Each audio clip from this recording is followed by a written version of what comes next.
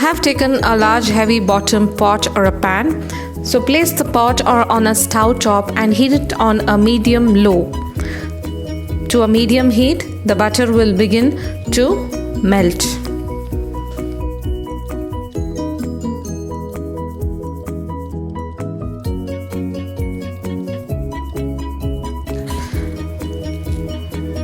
That was step 1, and do not forget, continue to stir continuously.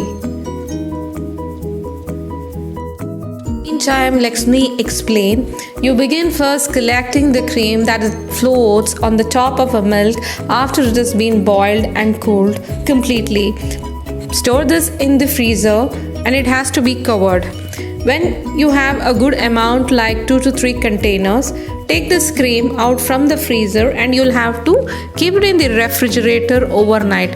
What you'll have to do it the next day, remove the cream from the refrigerator and add 4 tablespoons of a curd to it and keep it in a room temperature for about 6 to 9 hours so that it adds some good bacterial culture to the cream and the cream will be thickened and set. When your cultured cream is ready, you can actually pour this into the mixture.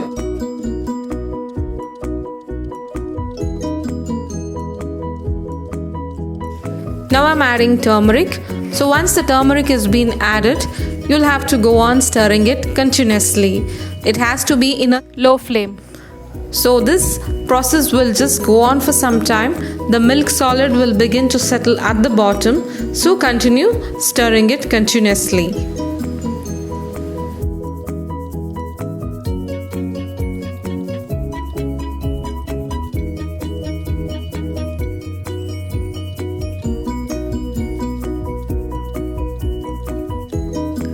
Now I'm adding crushed methi seeds into it, which I have already roasted and I have crushed it. Continue to stir. Gradually you will see there would be a color change from the butter pale yellow to the light golden.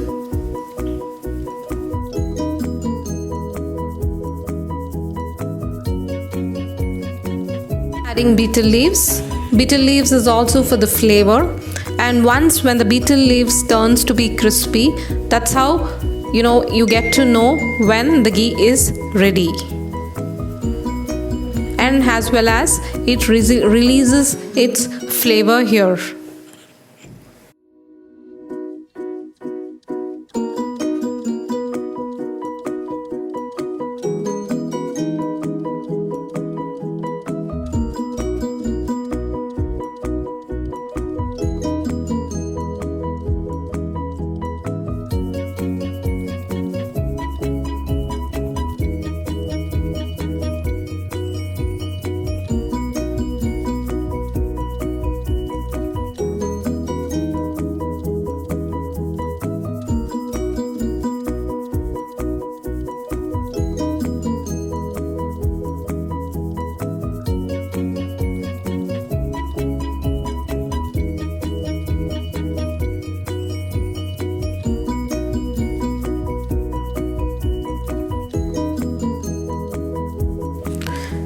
The betel leaf is turned out to be crispy. This is the indication where you'll have to turn the flame off, and you'll also get the aroma at the same time, and even the surface will also start looking clear and clearer. So you'll have to strain this to a container and let it cool down completely. Do not close the lid. Let it be half closed.